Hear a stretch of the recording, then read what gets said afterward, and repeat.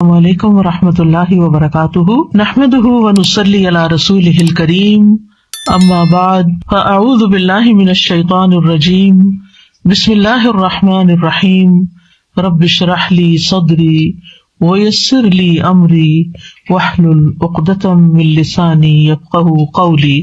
دعا کیا ہے؟ دعا اللہ رب العزت کو پکارنا ہے، اللہ تعالیٰ سے مانگنا ہے، اور انسان کا مانگنا کبھی ختم نہیں ہو سکتا۔ انسان ہر آن اپنے رب کا محتاج ہے، ہر حال میں مسلسل وہ اپنے رب سے مانگتا ہے اور اسے مانگتے رہنا چاہیے۔ دعا ایک طرح سے اپنے رب کے ساتھ دلی تعلق کا نام ہے، کبھی نہ ختم ہونے والا قلبی تعلق، اور مومن کی زندگی کا کوئی لمحہ اللہ کی یاد سے اور اللہ کی پکار سے خالی نہیں ہو سکتا۔ اللہ سبحانہ تعالی دعائیں قبول کرتا ہے۔ اللہ تعالیٰ ہمارے قریب ہے، وہ ہماری سنتا ہے، وہ ہمارے دل کے اندر اٹھنے والے خیالات تک کو جانتا ہے، وہ ہماری سرگوشیوں اور مناجات کو سنتا ہے، وہ ہماری دعاؤں کو، ہمارے الحاح و زاری کو سنتا ہے۔ لہذا اگر ہم یہ چاہتے ہیں کہ ہماری دعائیں قبول ہوں تو ہمیں اصرار کے ساتھ دعا کرنی چاہیے، تکرار کے ساتھ دعا کرنی چاہیے، افتقار کے ساتھ، یعنی اپنی محتاجی ظاہر کرتے ہوئے کہ یا رب ہم محتاج ہیں، ہمیں تیری ضرورت ہے، تو ہمیں عطا فرما، تیرے سوا اور کوئی نہیں جو ہمیں کچھ دے سکتا ہو، اور کوئی نہیں جو ہماری مشکلات حل کر سکتا ہو۔ تو دعا کو جب دعا کے آداب کے ساتھ مانگا جاتا ہے تو دعائیں قبول ہوتی ہیں۔ تو آئیے آج ہم دیکھتے ہیں کہ دعا کے وہ کون سے آداب ہیں جن کی پابندی ہمیں کرنی چاہیے تاکہ اللہ سبحانہ تعالیٰ ہماری دعائیں قبول کر لے۔ ہر کام کا ایک سلیقہ ہوتا ہے، ایک طریقہ ہوتا ہے، ایک قرینہ ہوتا ہے، ایک ادب ہوتا ہے، مینرز ہوتے ہیں، اور جب کوئی کام صحیح طریقے پر کیا جائے تو وہ صحیح نتائج بھی سامنے لاتا ہے۔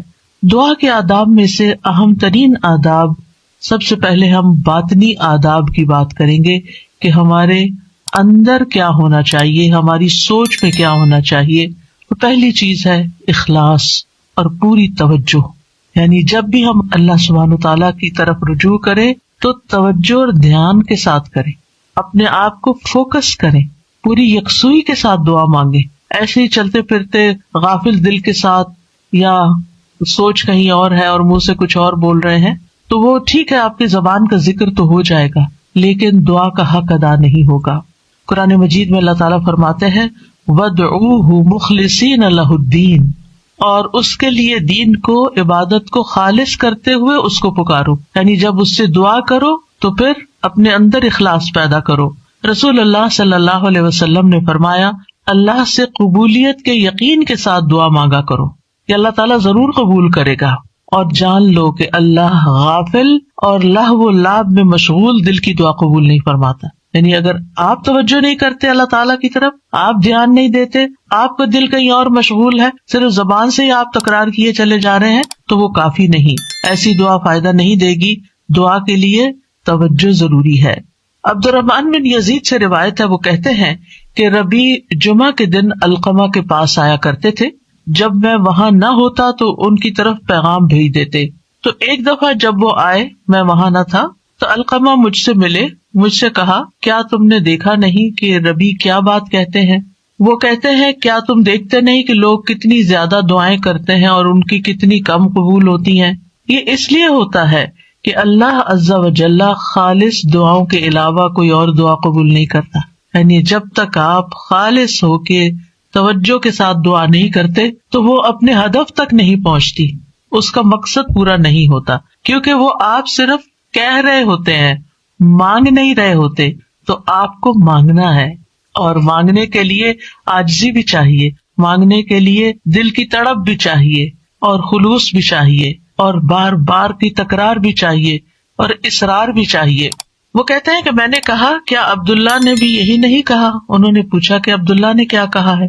انہوں نے کہا کہ عبداللہ نے بیان کیا کہ اللہ کسی لوگوں کو سنانے والے، یعنی جو شخص کسی کو سنانے کے لیے دعا کرتا ہے، ریاکار اور ہنسی مذاق سے دعا کرنے والے کی دعا قبول نہیں کرتا، صرف اس دعا کرنے والے کی دعا قبول کرتا ہے جس کے دل سے دعا نکلتی ہے، خلوص کے ساتھ دعا نکلتی ہے۔ یعنی بعض اوقات ہم دعا مانگ رہے ہوتے ہیں اور ہمارا مقصد نہیں ہوتا دعا کرنا، مقصد ہوتا بس کسی کو سنانا کہ ہم دعا کر رہے ہیں، یعنی وہ ہماری صرف ایک بات ہی ہوتی ہے، دعا نہیں ہوتی، دعائیا انداز میں ایک بات کر رہے ہوتے ہیں. تو بات کرنا کچھ اور ہے اور دعا کرنا کچھ اور ہے. اور لوگوں کو سنانا یا لوگوں کو دکھانا یا جب لوگ سن رہے ہوں تو اس وقت دعائیں کرنا اونچی اونچی آواز میں، اور جب تنہائی میں بیٹھے ہیں اکیلے ہیں تو کوئی دعا ہی نہیں یا بہت مختصر سی دعا ہے. تو باطنی آداب میں سے کیا ہے کہ جب ہم اکیلے ہوں، تنہائی میں ہوں، پھر ہم اللہ سے کیا باتیں کرتے ہیں، کتنی توجہ کے ساتھ بات کرتے ہیں. دوسری بات یہ ہے کہ سچے دل سے دعا کرنا. امام احمد بن حنبل رحمہ اللہ سے کہا گیا کہ ہمارے اور رحمان کے عرش کے درمیان کتنا فاصلہ ہے. سوال کیا کسی نے، یعنی کتنا فاصلہ یہاں سے عرش تک کا. انہوں نے کہا سچے دل سے سچی دعا کرنا، یعنی جب آپ سچے دل سے سچی دعا کرتے ہیں تو آپ کی دعا عرش تک جا پہنچتی، رب العالمین تک پہنچ جاتی. بس اتنا ہی فاصلہ ہے. انی قریب، اللہ تعالیٰ قریب ہے، دور نہیں ہے، اسی لیے وہ سنتا ہے ہماری. سبحان اللہ، اللہ تعالیٰ عرش پر ہوتے ہوئے ہمارے دلوں کے حال جانتے ہیں اور ہماری چپکے چپکے کی ہوئی باتیں اور دعائیں اور آہیں اور پکار وہ سب بھی سنتے ہیں. پھر قبولیت کے یقین کے ساتھ دعا کرنا. نبی صلی اللہ علیہ وسلم نے فرمایا تم میں سے کوئی شخص اس طرح دعا نہ کرے کہ اے اللہ اگر تو چاہے تو میری بخشش کر دے، اگر تو چاہے تو مجھ پر رحم کر دے، اگر تو چاہے تو مجھے روزی دے دے. نہیں، بلکہ پختگی کے ساتھ سوال کرنا چاہیے، کیونکہ اللہ جو چاہتا ہے کرتا ہے، اللہ پہ کوئی جبر کرنے والا نہیں. تو پکی پکی دعا کریں کہ اللہ تعالیٰ یہ چاہیے، ایسا ہی چاہیے، اصرار کے ساتھ، تکرار کے ساتھ، خلوص کے ساتھ. اور پھر قبولیت دعا کے بارے میں پریشان نہ ہو کہ ہم نے تو خلوص بھی اور تکرار اصرار سب کچھ کر لیا پھر بھی ہماری دعا قبول نہیں ہوئی. عمر بن خطاب کہتے ہیں میں دعا کی قبولیت کے بارے میں پریشان نہیں ہوتا، بلکہ میں دعا کے بارے میں پریشان ہوتا ہوں. تو جب تمہارے دل میں دعا مانگنے کا خیال ڈال دیا جاتا ہے کہ مانگو، تو دعا کی قبولیت اس کے ساتھ ہی ہوتی ہے، یعنی قبولیت بھی ساتھ ہی آ جاتی ہے. اس لیے قبولیت ہو جائے گی اگر تم نے مانگ لیا، اپنا فرض پورا کر لیا. پھر یہ کہ خشوع و خضوع اور عاجزی کے ساتھ دعا کرنی چاہیے، یعنی دل کو حاضر کر کے اللہ سبحانہ تعالیٰ کے سامنے اپنی بندگی کا اظہار کر کے کہ میں کچھ نہیں ہوں، میں بہت کمزور انسان ہوں، میں فقیر ہوں، تو بادشاہ ہے، میرے ہاتھ میں کچھ نہیں، ہر چیز کا مالک تو ہے. جب انسان اس طرح اپنی عاجزی کو ظاہر کر کے دعا کرتا ہے تو بھی دعا قبول ہوتی ہے. ابو موسیٰ اشعری کہتے ہیں ہم ایک سفر میں رسول اللہ صلی اللہ علیہ وسلم کے ساتھ تھے. جب ہم کسی وادی میں اترتے تو لا الہ الا اللہ اور اللہ اکبر کہتے اور ہماری آواز بلند ہو جاتی تو نبی صلی اللہ علیہ وسلم نے فرمایا اے لوگو اپنی جانوں پر رحم کرو، کیونکہ تم کسی بہرے یا غائب کو نہیں پکار رہے، وہ تو تمہارے ساتھ ہی ہے، بے شک وہ سننے والا تم سے بہت قریب ہے، بے شک وہ سننے والا بہت قریب ہے. انہ سمیع قریب تبارک اسمہ وتعالی جدہ، اس کا نام برکتوں والا ہے اور اس کی عظمت بہت ہی بڑی ہے. پھر یہ کہ اپنی بے بسی اور اللہ تعالیٰ کی نعمتوں کا اقرار کرتے ہوئے دعا کرنا. ہمیں زکریا علیہ السلام کے بارے میں پتہ چلتا ہے قرآن مجید سے کہ انہوں نے کہا قال ربی انی وہن العظم منی واشتعل الرأس شیبا ولم اکن بدعائک رب شقیا. اے رب میری ہڈیاں کمزور ہو گئی ہیں، میرا سر بڑھاپے سے بھڑک اٹھا ہے، بال سفید ہو گئے ہیں، اور اے میرے رب میں تجھ سے مانگ کر کبھی نامراد نہیں ہوا، یعنی میرے اینڈ پر کوئی چیز کام نہیں کر رہی لیکن تیرے اینڈ پہ سب کچھ کام کرتا ہے، لہذا میں ابھی بھی مایوس نہیں ہوں. دعا میں جب کچھ چیزیں جمع ہو جاتی ہیں تو پھر دعا قبولیت کا درجہ پاتی ہے، جس میں اللہ تعالیٰ کی بارگاہ میں اپنی کمزوری، اپنی محتاجگی، اپنی عاجزی کا اظہار کرنا، عاجزی اور انکساری، لاچاری اور بے بسی، پھر ساتھ ساتھ اللہ کی تعریف بھی کرنا. یعنی ایک طرف اپنی کمزوری کا ذکر کرنا، اللہ میں تو گناہ گار ہوں اور تو بخشنے والا ہے، اللہ میں تو اپنی جان پہ ظلم کرنے والا ہوں اور تو ہم پر مہربان ہے. یعنی ایک طرف اپنی کمزوری کا اظہار اور دوسری طرف اللہ کی رحمت اور اللہ تعالیٰ کی بہترین صفات کا اقرار، وہ ساتھ ساتھ چلے. پھر اس کی نعمتوں کا اقرار کہ اللہ تو نے مجھے یہ بھی نعمت دی میرے مانگے بغیر، تو نے مجھے یہ بھی عطا کر دیا میرے مانگے بغیر، تو مجھے یہ بھی عطا کر دے، یعنی پھر اپنی حاجت رکھے. یعنی اس سے دعا کے اندر ایک خوبصورتی پیدا ہو جاتی ہے. یعنی مانگنے والے کا جو انداز ہوتا ہے اس پر بھی بہت ڈپینڈ کرتا ہے. آپ دیکھیں ایک شخص آپ کے پاس آتا ہے اور روڈلی بات کرتا ہے اور اپنی کوئی ضرورت بتاتا ہے، آپ کیا کریں گے؟ ٹھہر جاؤ، کرتے ہیں تمہاری خبر لیتے ہیں. آپ شاید کر بھی لیں کچھ اس کے لیے، لیکن اس محبت سے نہیں. ایک شخص آتا ہے، وہ بڑی محبت سے آپ سے بات کرتا ہے، آپ کے احسانات کا ذکر کرتا ہے، آپ کی کوئی تعریف کر دیتا ہے اور اس کے بعد اپنی کوئی ضرورت رکھتا ہے، تو آپ اپنی وسعت سے بڑھ کے بھی شاید اس کی مدد کر دیں.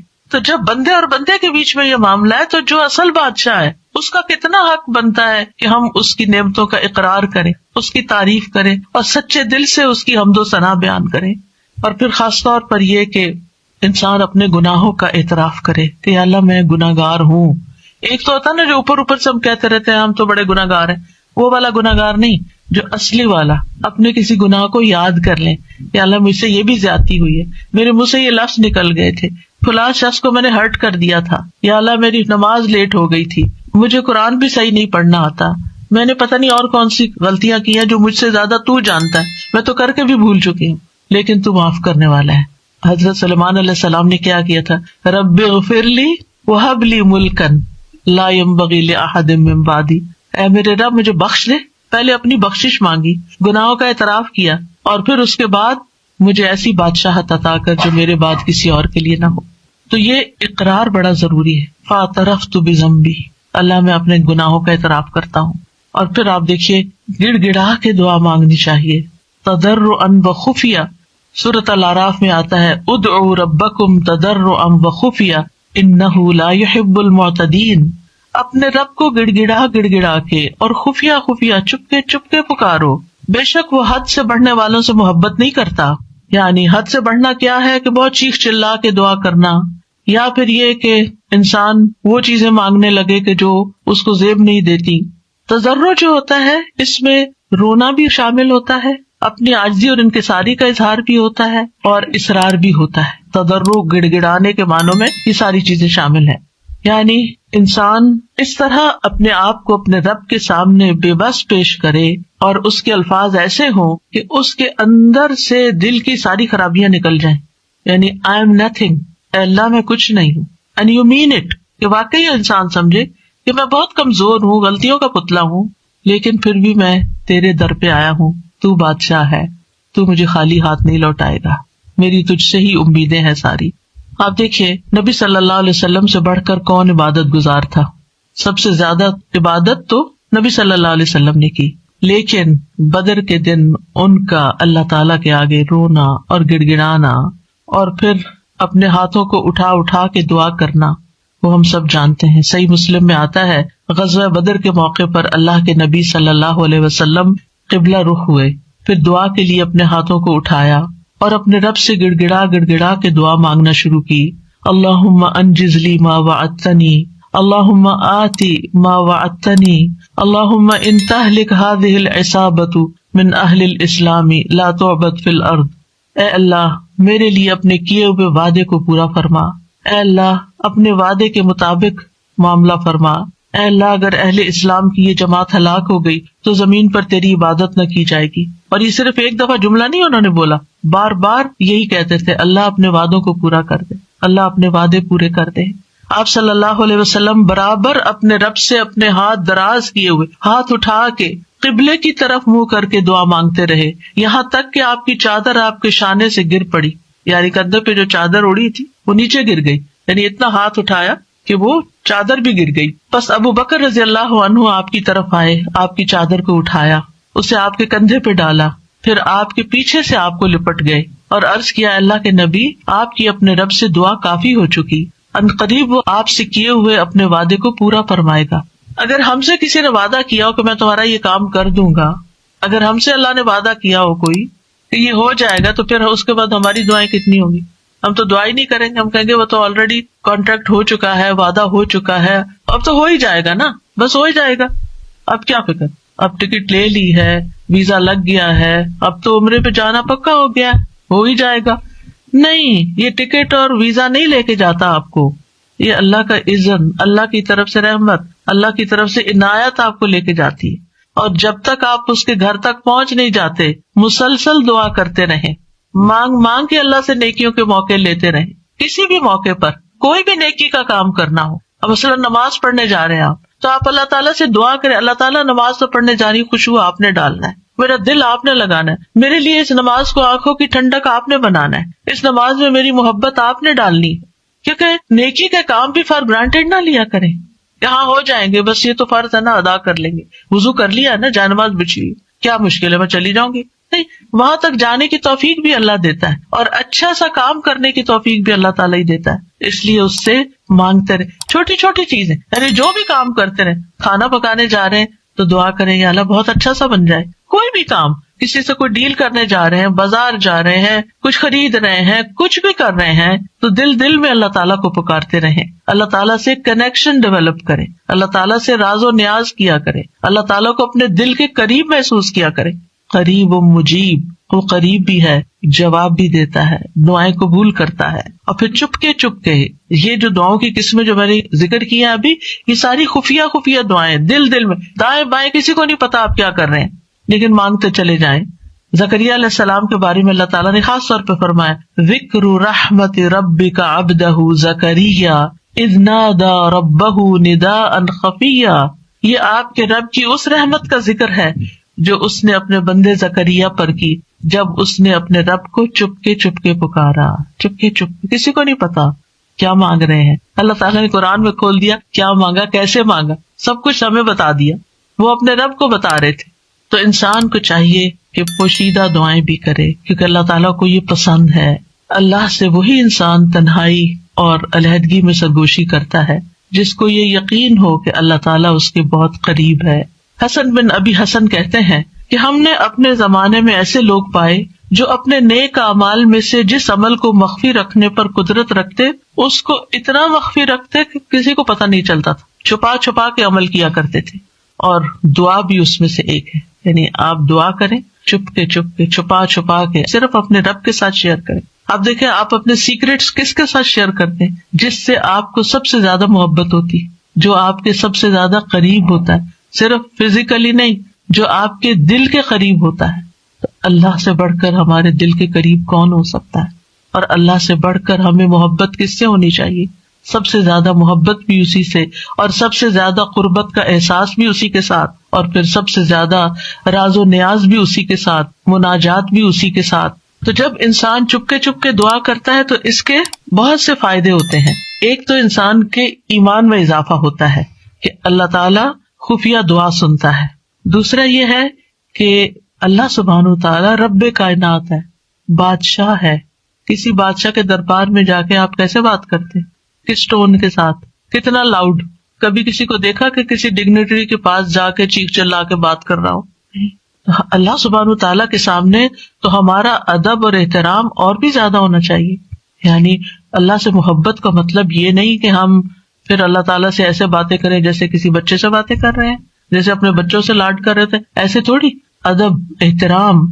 پھر آپ دیکھیے کہ جب انسان چپ کے اور ادب احترام کے ساتھ بات کرتا ہے تو اس میں اخلاص بھی زیادہ ممکن ہوتا ہے. تو یہ چند آداب تھے، باطنی آداب.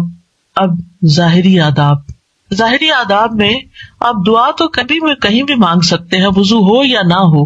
لیکن اگر آپ کی کوئی خاص دعا ہے، کوئی خاص حاجت ہے، کوئی خاص بات ہے، تو پھر آپ باوضو ہو کے، پاک صاف ہو کے اللہ تعالیٰ کی حضور فارملی بیٹھ کے نماز پڑھ کے پھر خاص طرح دعا کریں. یعنی یہ مستحب عمل ہے، فرض نہیں ہے، لازم نہیں ہے. کیونکہ آپ دیکھیے کہ جب انسان باوضو ہوتا ہے نا تو اس کی کیفیت اور ہوتی ہے. تو اس اچھی کیفیت کے ساتھ آپ جب مانگتے ہیں تو قبولیت کے زیادہ امکانات ہوتے ہیں. لیکن اگر کوئی وضو نہ کر سکے کوئی حرج نہیں. ابو عامر رضی اللہ عنہ جب شہید ہوئے تو ابو موسیٰ اشعری رضی اللہ عنہ نے آ کر نبی صلی اللہ علیہ وسلم کو خبر دی اور کہا کہ ابو عامر نے کہا تھا کہ آپ صلی اللہ علیہ وسلم کے پاس جا کر کہنا کہ میرے لیے استغفار کریں. تو اب وہ شہید ہو چکے ہیں. آپ نے پانی طلب کیا، وضو فرمایا، پھر اپنے ہاتھ اٹھا کر دعا کی، اے اللہ ابو عامر کی مغفرت فرما. کیا ہمیں اگر کوئی دعا کے لیے کہتا ہے، ہم نے بھی کبھی ایسا اہتمام کیا؟ پھر ہم اپنی اور رسول اللہ صلی اللہ علیہ وسلم کی امت کے لیے جو خیر خواہی ہے اس کا فرق دیکھ لیں کہ کوئی اگر ہمیں کہتا ہے کہ ہمارے لیے دعا کر دیں تو ہم اس کو الٹا بوجھ سمجھ لیتے ہیں. اور اس حدیث سے یہ بھی پتہ چلتا ہے کہ کسی کو اپنی بخشش کی دعا کے لیے کہنے میں کوئی حرج نہیں، اور خاص طور پر اپنے قریبی دوستوں اور اپنے بچوں کو یہ وصیت بھی کرنی چاہیے کہ خصوصاً مرنے کے بعد ہماری بخشش کی دعا ضرور کریں. سب سے بہترین تحفہ جو ہم کسی میت کو بھیج سکتے ہیں وہ اس کے لیے دل سے کی ہوئی بخشش کی دعا ہے. آج کل تو بس ایک رواج چل پڑا ہے کہ کوئی فوت ہوتا ہے گروپ میں ڈال دیتے ہیں اور سارے اٹھا کے کٹ پیسٹ کر کے دعائیں پیسٹ کرتے جاتے ہیں اور فارغ ہو جاتے ہیں، اور بیٹھ کے آرام سے سکون سے توجہ سے دعا نہیں کرتے کہ جانے والے کو اس وقت پتہ نہیں کیسی ضرورت ہوگی ہماری دعا کی. تو ہمارے خلوص کا یہ تقاضا ہے کہ ہم اپنے پیاروں کے لیے بہت اہتمام کے ساتھ دعا کریں کہ ہم دنیا میں ہوں یا نہ ہوں، اور خصوصاً جب والدین چلے جائیں دنیا سے تو وہ اور زیادہ ہماری دعاؤں کے محتاج ہو جاتے ہیں. پھر اسی طرح دعا کرتے وقت قبلہ رخ ہو جانا افضل ہے، یہ بھی مستحب ہے. نہ ہو کوئی بات نہیں، کسی بھی جگہ کسی بھی طرف رخ کر کے آپ دعا کر سکتے ہیں. نبی صلی اللہ علیہ وسلم نے ایک جمعہ کے دن بارش کی دعا مانگی تھی. اس وقت آپ کا چہرہ مشرق کی طرف تھا، قبلے کی طرف نہیں، کیونکہ آپ جمعے کا خطبہ دے رہے تھے تو جمعے کے خطبے میں پھر اپوزٹ ڈائریکشن پہ انسان کھڑا ہوتا ہے، تو آپ نے دیر اینڈ دین دعا مانگ لی. لیکن اوور آل آپ دیکھیے کہ جب آپ عبادت کے وقت قبلہ رخ ہو کے بیٹھتے ہیں تو اس سے ایک پازیٹیو انرجی آپ کے اندر سے آتی، آپ کو ایک فیلنگ آتی ہے، آپ کا فوکس بڑھ جاتا ہے. قبلہ ہے بھی کس لیے؟ ایک فوکس کے لیے نا، آرگنائز کرنے کے لیے نمازوں کو، کہ پوری دنیا کے جو نمازی ہیں وہ ایک ہی طرف رخ رکھے. اور اسی لیے آپ دیکھیں کہ جب ہم حرم شریف جاتے ہیں، کعبہ کے پاس جاتے ہیں تو کتنی پازیٹیو انرجی لے کر آتے ہیں. ہماری سوچیں، ہمارے خیال، ہمیں سارے غم بھول جاتے ہیں، ساری پریشانیاں دور ہو جاتی ہیں، اور ایک اور خاص طرح کی انرجی ہمارے اندر آ جاتی ہے. تو اس لیے بہتر ہے کہ قبلے کی طرف منہ کر لے، نہیں ہے تو کوئی بات نہیں. علی بن ابی طالب سے روایت ہے، ایک مرتبہ ہم رسول اللہ صلی اللہ علیہ وسلم کے ساتھ سفر پر روانہ ہوئے. جب ہم ہرہ میں اس سیراب کی ہوئی زمین پر پہنچے جو سعد بن ابی وقاص کی ملکیت میں تھی تو رسول اللہ صلی اللہ علیہ وسلم نے فرمایا میرے لیے وضو کا پانی لاؤ. جب نبی صلی اللہ علیہ وسلم وضو کر چکے تو قبلہ رخ ہو کر کھڑے ہو گئے، اللہ اکبر کہہ کے فرمایا، اے اللہ، ابراہیم جو تیرے بندے اور تیرے خلیل تھے انہوں نے اہل مکہ کے لیے برکت کی دعا کی تھی، اور میں محمد تیرا بندہ اور تیرا رسول ہوں صلی اللہ علیہ وسلم. میں تجھ سے اہل مدینہ کے حق میں دعا مانگتا ہوں کہ اہل مدینہ کے مد اور سا میں اہل مکہ کی نسبت دگنی برکت عطا فرما دے. مد اور سا پیمانے ہیں جن سے ناپ کے تول کی چیزیں دی جاتی تھی، اسکیلز ہیں. تو کس طرح نبی صلی اللہ علیہ وسلم نے اہتمام کے ساتھ دعا مانگی، اور ابراہیم علیہ السلام کی پریکٹس کو سامنے رکھتے ہوئے اس کا ایک طرح سے واسطہ دیتے ہوئے کہ آپ نے ان کی دعا بھی سنی تھی، مدینہ والوں کے لیے میری دعا سنیں، اور آپ اس برکت کو محسوس کرتے ہیں جب آپ وہاں جاتے ہیں. یہاں اس حدیث سے کیا پتہ چلتا ہے کہ آپ نے دعا کے لیے وضو بھی کیا اور دعا کے لیے قبلہ رخ بھی ہوئے، یعنی دونوں کام کی توجہ اور فوکس اور ایک ادب کے تقاضے کے تحت. ضروری نہیں کہ ہر وقت کیا جائے، لیکن کیونکہ اس وقت آپ نے نماز نہیں پڑھائی کوئی، خالی دعا کے لیے آپ نے یہ اہتمام کیا. پھر اسی طرح یہ کہ ہاتھ پھیلا کے، ہاتھ اٹھا کے دعا کرنی چاہیے. رسول اللہ صلی اللہ علیہ وسلم نے فرمایا، بے شک تمہارا رب تبارک و تعالی بڑی شرم والا اور بڑے کرم والا ہے. اس کو اس بات سے شرم آتی ہے کہ اس کا کوئی بندہ اس کے آگے ہاتھ پھیلائے اور وہ ان کو خالی لوٹا دے. یعنی آپ ہاتھ کرتے آگے تو خالی نہیں لوٹاتا، وہ آپ کو عطا کرتا ہے. اچھا، بعض لوگ تو کیا کرتے ہیں، ایسے مٹھیاں بند کر کے ایک مٹھی کے نیچے دوسرا ہاتھ، اتفاق سے نظر پڑ جاتی ہے. کچھ لوگ نماز کے بعد ایسے بیٹھے ہوتے ہیں اور دعا کر رہے ہوتے ہیں. کچھ لوگ تو یہ ہے کہ ہاتھ اٹھاتے ہیں تو بس اس طرح ڈھیلے ڈھالے سے چھوڑ دیتے ہیں. تو کم از کم اتنے تو اٹھائے کہ آپ کی بازو کو محسوس ہو کہ آپ کے ہاتھ اٹھے ہوئے ہیں، اور اوپر تو آپ جتنا چاہیں پھر لے جائیں. پھر اسی طرح ایک اور روایت میں ہے، رسول اللہ صلی اللہ علیہ وسلم نے فرمایا، جب تم اللہ سے سوال کرو تو اپنے ہاتھوں کی ہتھیلیوں کے ساتھ مانگا کرو، ہاتھ پھیلایا کرو، ہاتھوں کی پشت سے نہیں مانگو، الٹے ہاتھ سے نہیں دعا کرنی کہ آپ کے ہاتھ نیچے کی طرف ہو، یعنی ہتھیلی اندر ہو، جیسے کوئی چیز کسی سے مانگتے ہیں یہ لیتے، ایسے لینے والے انداز میں. پھر اسی طرح حمد و ثنا اور درود پڑھ کر دعا کرنی چاہیے. دعا مانگنے سے پہلے اللہ تعالیٰ کی خوب حمد و ثنا، تعریف اور اللہ تعالیٰ کی تسبیح اور اللہ تعالیٰ کی بڑائی بیان کرنی چاہیے. اور اللہ تعالیٰ کے اچھے اچھے ناموں کا واسطہ دے کر اللہ سے دعا کرنی چاہیے. پھر نبی صلی اللہ علیہ وسلم پر درود بھیج کر اللہ تعالیٰ سے سوال کرنا چاہیے. ابن مسعود کہتے ہیں جب کوئی آدمی اللہ سے سوال کرنے کا ارادہ کرے تو پہلے وہ اللہ کی ایسی حمد و ثنا بیان کرے جو اس کے لائق ہے، پھر نبی صلی اللہ علیہ وسلم پر درود بھیجے، اس کے بعد دعا کرے. اس طرح ممکن ہے کہ وہ کامیاب ہو جائے، یعنی اپنی مطلوبہ چیز پا لے. پھر اسی طرح یہ ہے کہ جامع دعائیں کرنی چاہیے، کمپریہنسو.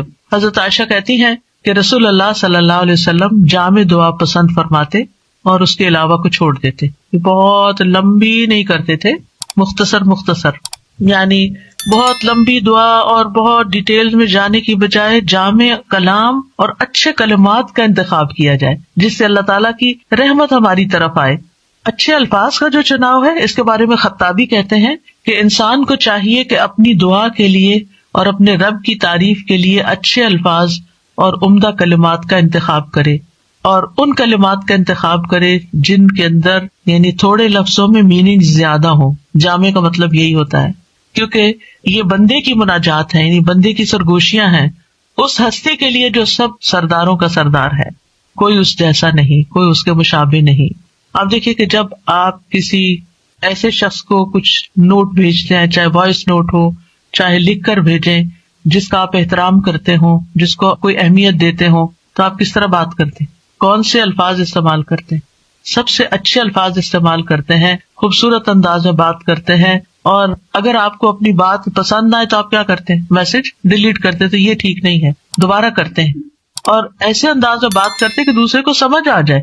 تو اللہ سبحانہ وتعالیٰ سے ہم اس طرح بات کریں کہ جو خوبصورت الفاظ پر مبنی، الفاظ کا چناؤ بھی اچھا ہو، لیکن اس چناؤ میں تصنع نہیں ہو، آرٹیفیشلٹی نہیں ہو، تکلف نہیں ہو. یہ پسند نہیں کیا گیا.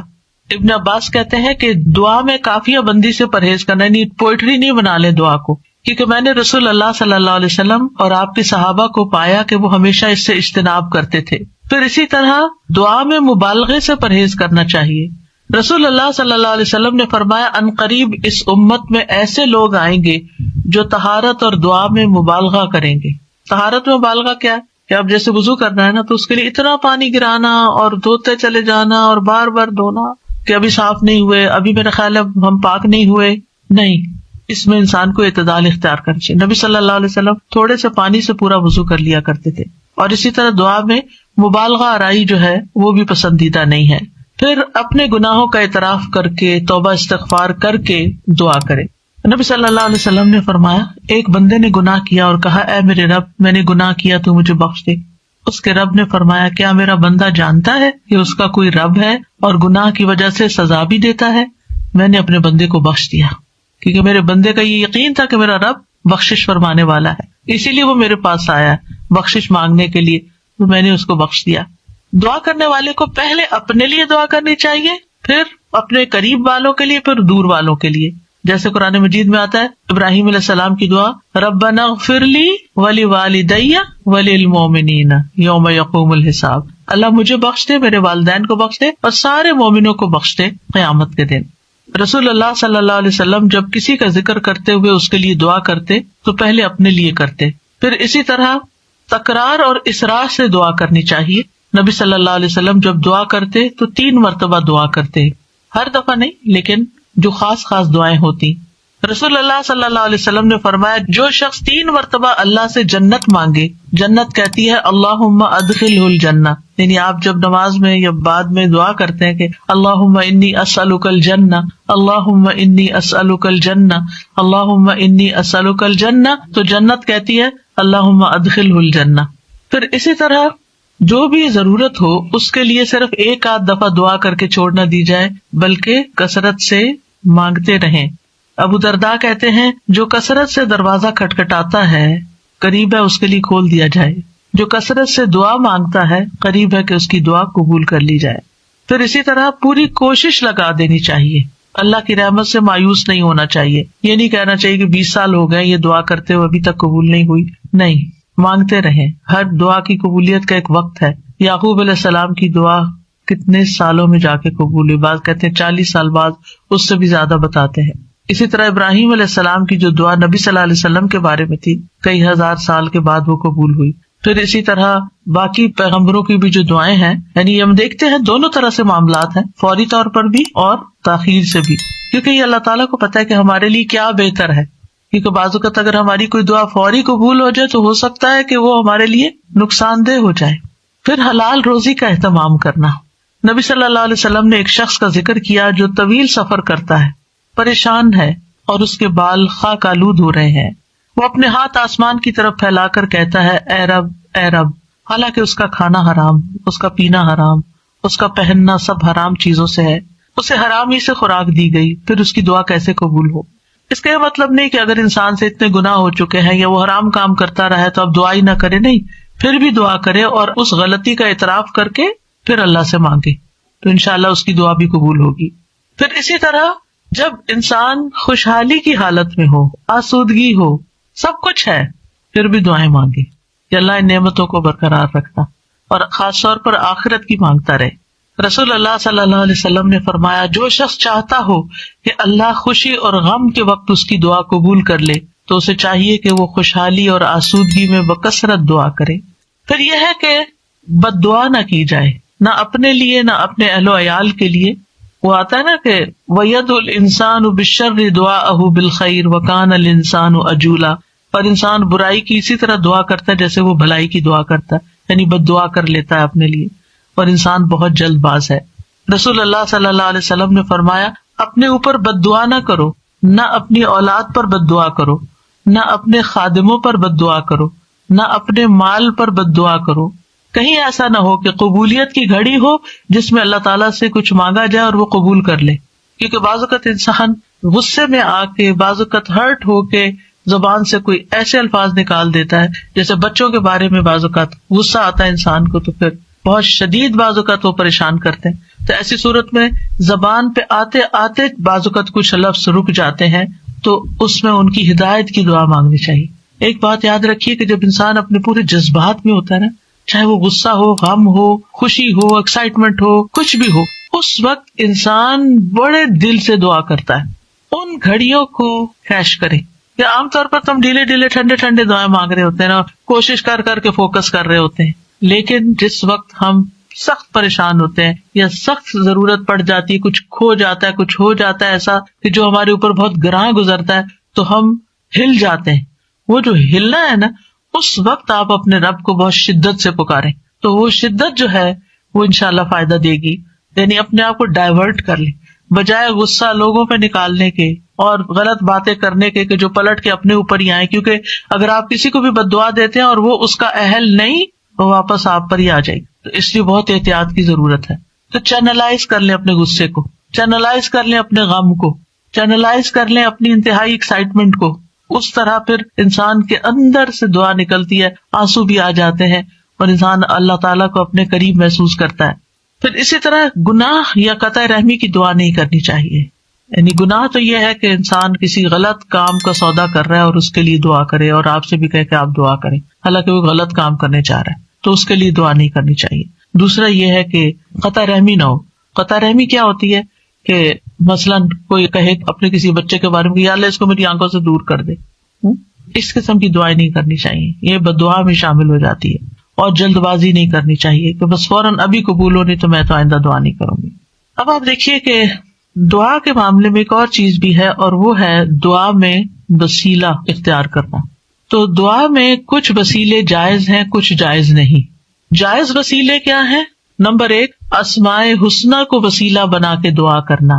قرآن مجید میں آتا ہے وَلِلَّهِ الْأَسْمَاءُ الْحُسْنَى فَادْعُوهُ بِهَا، اور سب اچھے نام اللہ ہی کے ہیں سو اسے ان کے ساتھ پکارو، اچھے ناموں کے ساتھ.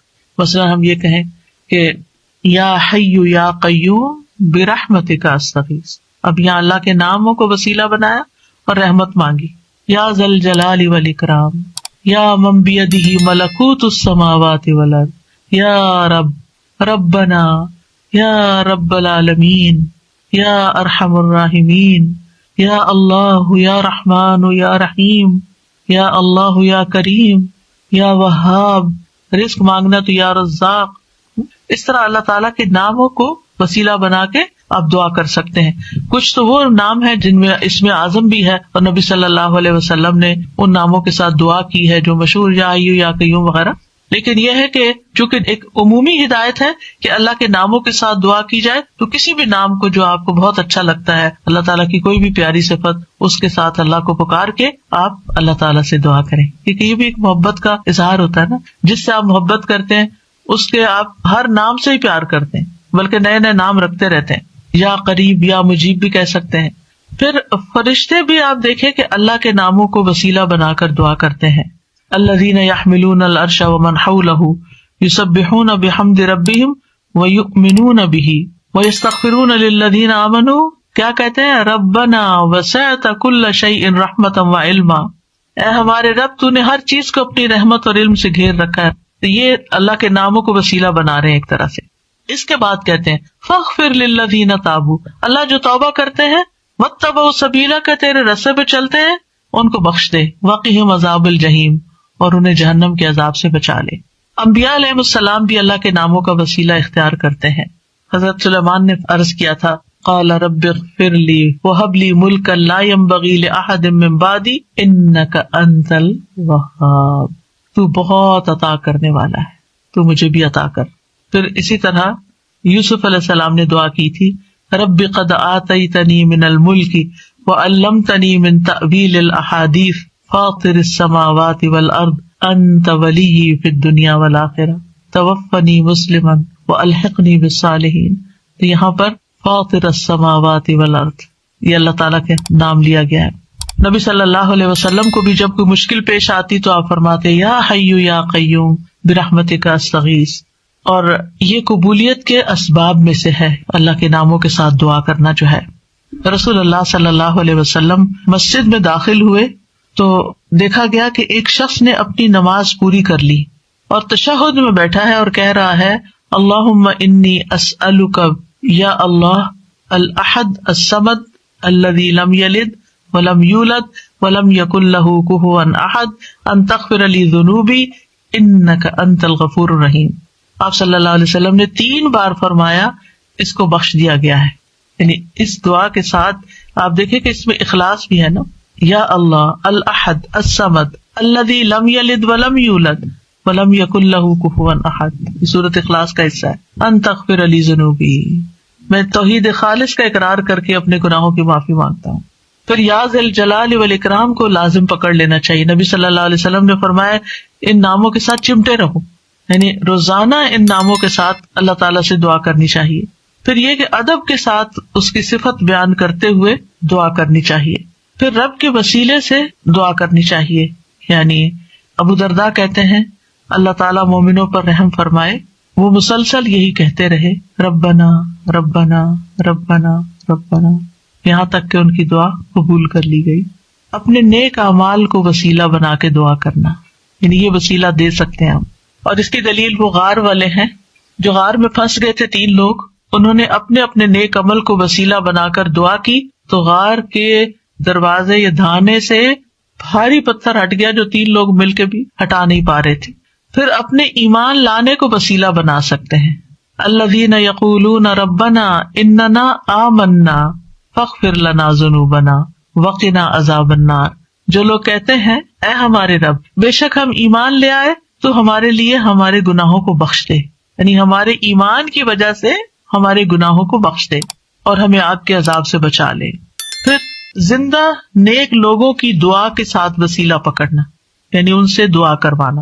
نیک لوگوں میں سے اگر کوئی آدمی زندہ ہے، آپ کے والدین ہیں، سارا وقت عبادت میں لگے رہتے ہیں، کوئی غیبت چگلی نہیں کرتے ادھر ادھر، نانا نانی دادا دادی بزرگ ہو جاتے ہیں نا، یا والدین بھی بزرگ آپ کے پاس ہیں اور آپ دیکھتے کہ سارا دن یا وہ تسبیح کر رہے ہیں یا وہ قرآن پڑھ رہے ہیں یا وہ نمازیں پڑھ رہے ہیں، تو اور عمر کے اس حصے میں پہنچ گئے ہیں کہ اب وہ کوئی برا کام نہیں کرتے، تو ان سے بھی خاص دعا کروانی چاہیے. یعنی ان کے پاس جا کر کہنا آپ ہمارے لیے دعا کریں یا ان سے دعا کروائیں، تو یہ دراصل آپ ان کا وسیلہ پکڑ رہے ہیں ایک طرح سے، یہ بھی وسیلہ ہے. اور مثلاً آپ کہہ سکتے ہیں کہ آپ میرے لیے دعا کریں اللہ تعالیٰ مجھے بخش دے، یا اگر رزق کا معاملہ ہے تو رزق، یا شفا چاہیے تو اللہ تعالیٰ سے دعا کریں اللہ تعالیٰ میری بیماری دور کر دے، یا جو بھی کوئی مسئلہ ہو. یا اسی طرح یہ کہ اگر بارش نہیں برس رہی ہے اور کوئی لوگوں کے لیے پرابلم ہو رہی ہے تو ان سے کہہ سکتے ہیں کہ وہ بھی خاص دعا کرے. حضرت عمر رضی اللہ عنہ جو تھے رسول اللہ صلی اللہ علیہ وسلم کے چچا عباس کی دعا کو انہوں نے وسیلہ بنایا تھا.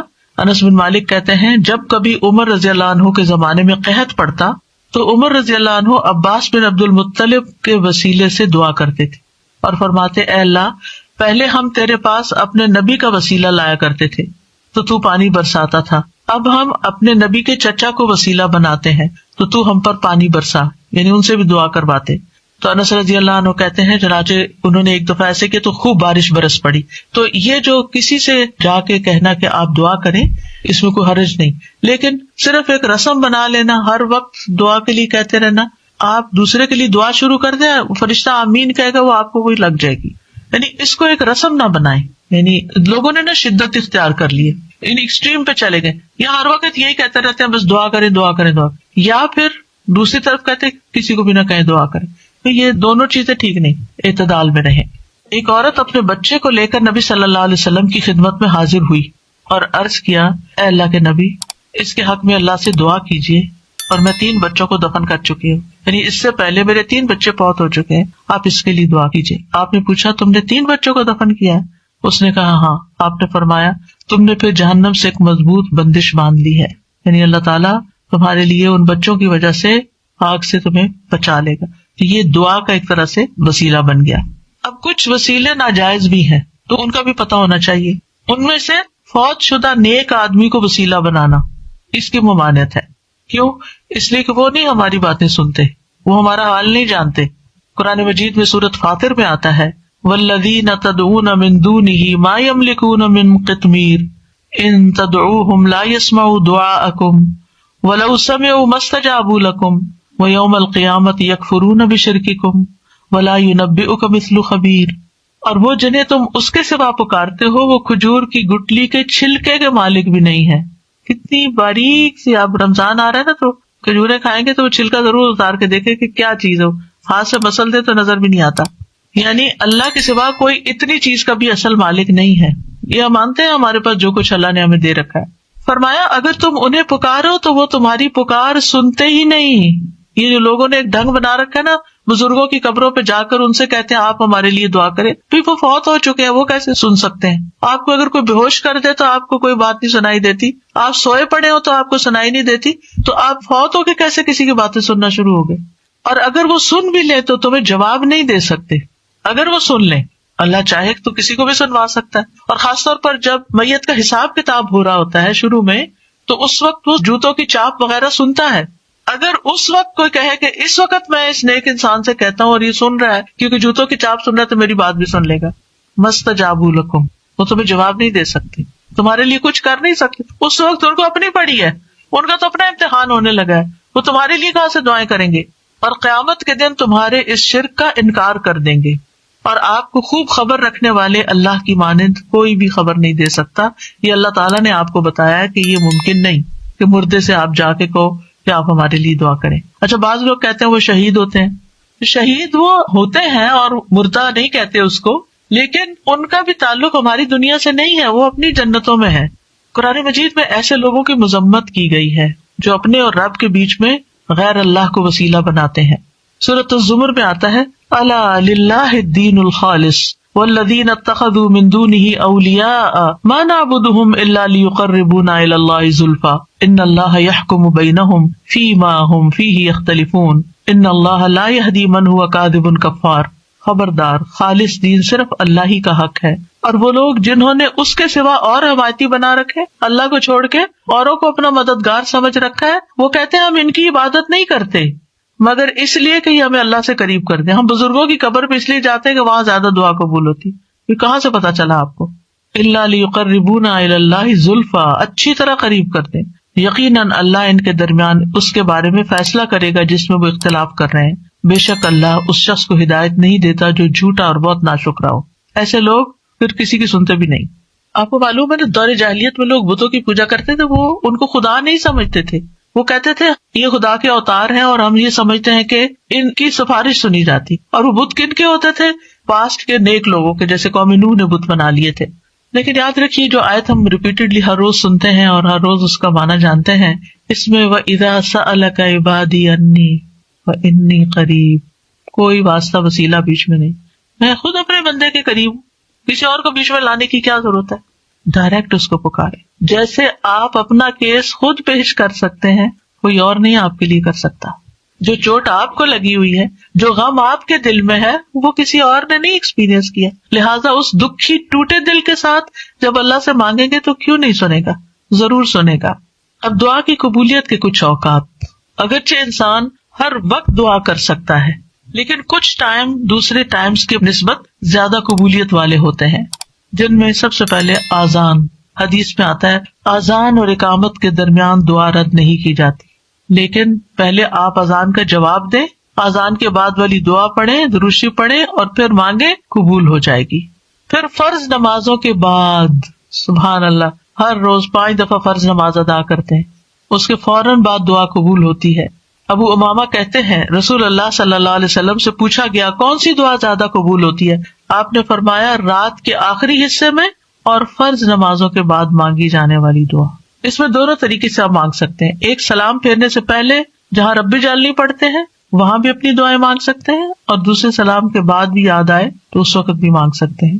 پھر دوران سجدہ رسول اللہ صلی اللہ علیہ وسلم نے فرمایا جہاں تک سجدے کا تعلق ہے تو اس پہ خوب دعا کرو، یہ دعا اس لائق ہے کہ تمہارے حق میں قبول کی جائے. اور سجدے کی حالت میں انسان اللہ کے بہت قریب ہوتا ہے تو اس وقت خوب دعا کرنی چاہیے.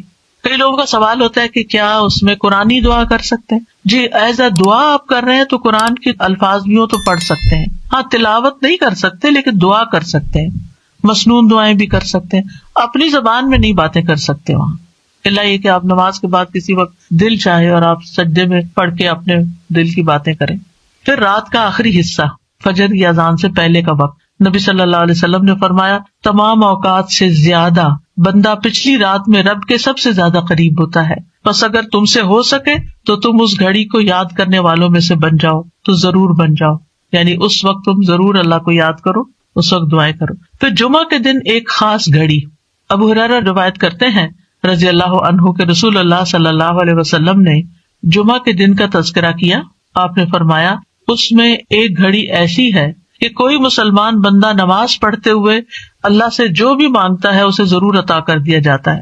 اب یہ کون سی گھڑی ہے؟ اس کے بارے میں ایک تو یہ اوپینین ہے کہ دن کا کوئی بھی حصہ ہو سکتا ہے. دوسرا یہ ہے کہ امام جب خطبے کے لیے ممبر پر آ جاتا ہے. پھر ایک یہ کہ عصر کے بعد سے لے کے مغرب کے بیچ میں آتی ہے. پھر لیلۃ القدر میں دعا کرنا. عرفہ کے دن حاجیوں کے لیے، عرفہ کا دن ہم بھی کر لیں تو کیا حرج ہے، اگر ان کی سنی جا رہی تو رب ہماری بھی سن رہا ہے. لیکن وہ تو چونکہ مشقت اٹھا کے وہاں پہنچے ہیں تو اس لیے وہ زیادہ قریب ہیں. نبی صلی اللہ علیہ وسلم نے فرمایا بہترین دعا وہ ہے جو عرفہ کے دن مانگی جائے.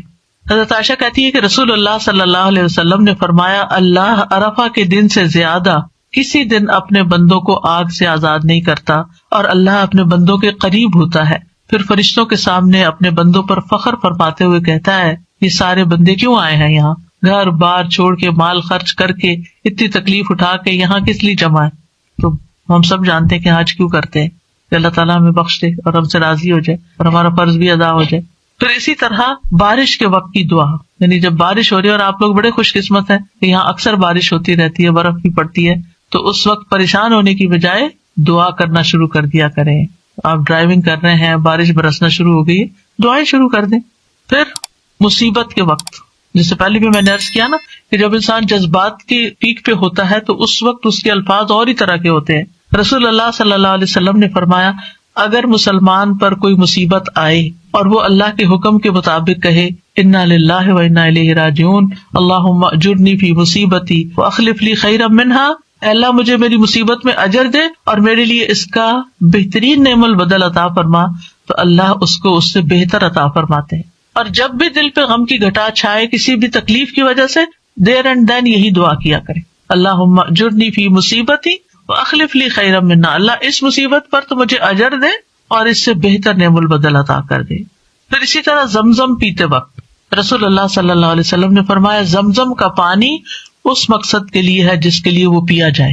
پھر تلاوت قرآن کے بعد کی دعا.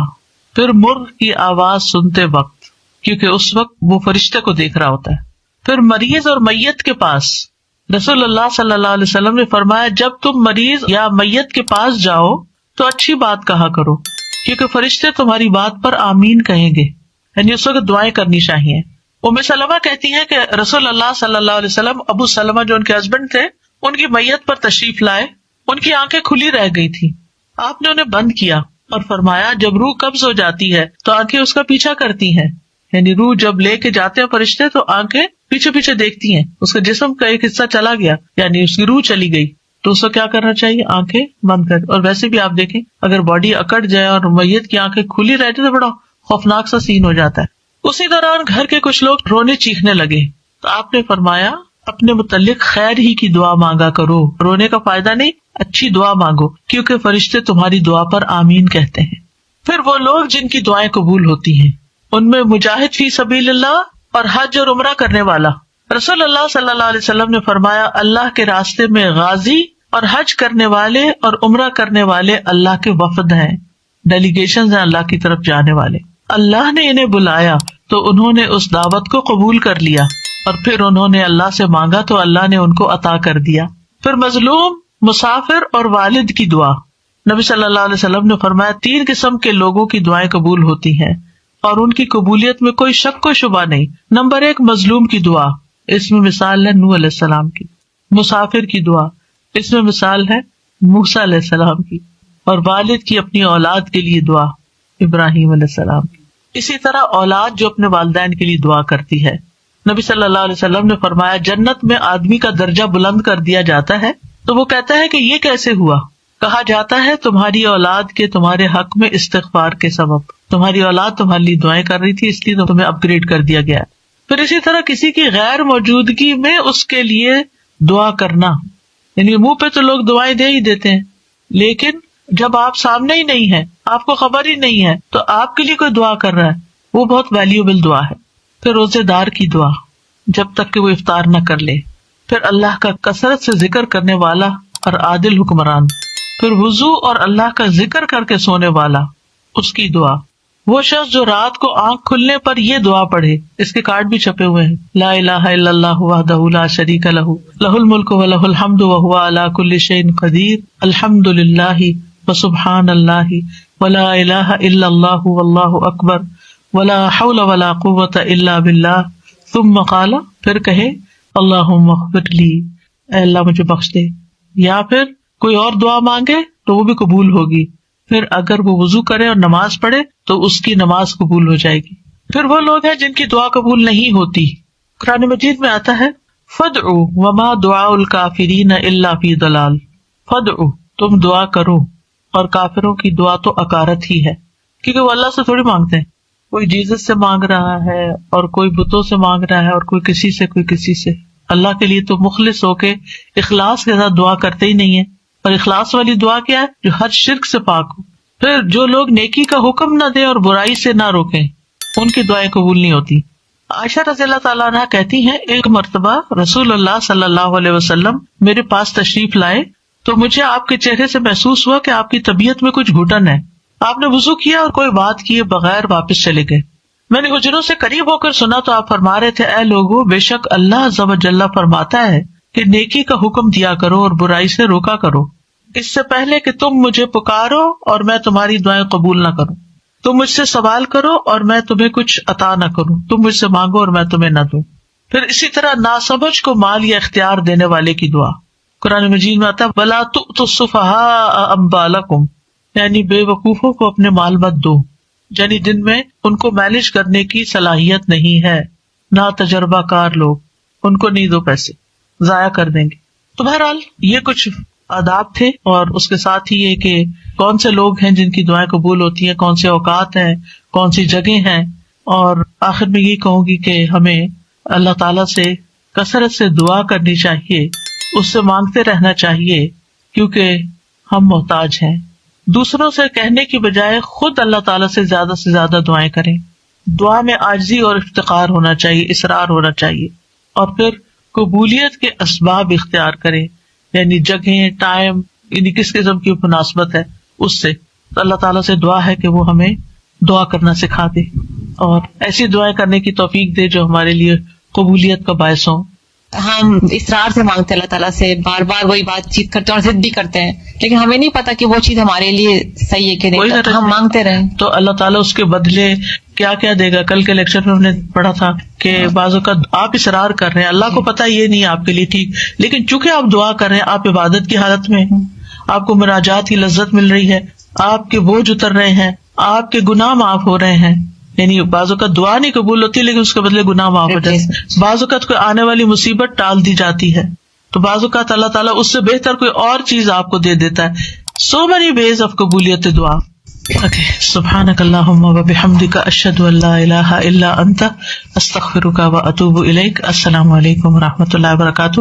ڈاکٹر فرحت ہاشمی صاحبہ کے مستند بیانات سننے کے لیے ہمارے چینل قرآنک پلس کو سبسکرائب کریں. یہاں قرآن و حدیث کی روشنی میں حقیقی رہنمائی اور روحانی ترقی کے خزانے ملیں گے. ابھی جڑیں اور دین کو گہرائی سے سمجھیں.